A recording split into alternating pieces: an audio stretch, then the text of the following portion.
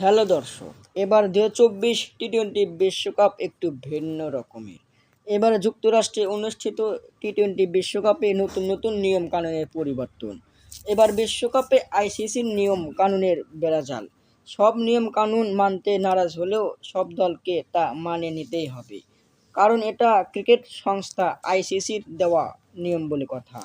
শুরু হচ্ছে 4 ছক্কার ধুমধারাক্কা লড়াইয়ের টি-টোয়েন্টি ক্রিকেটের মহারণ। 1 মাসব্যাপী 55 ম্যাচের লড়াই শেষে শিরোপা উঁচিয়ে ধরবে চ্যাম্পিয়ন দল। আইসিসি টি-টোয়েন্টি বিশ্বকাপের ইতিহাস এবারই অংশ নিচ্ছে 20টি দল। এবারের আসরে 4টি গ্রুপে রয়েছে 5টি করে দল।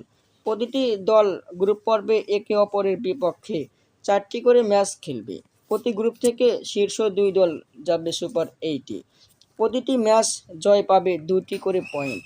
বৃষ্টিতে ভেস্তে গেলে পাবে 1টি করে পয়েন্ট। সুপার 8 থেকে শীর্ষ 2 দল যাবে সেমিতে।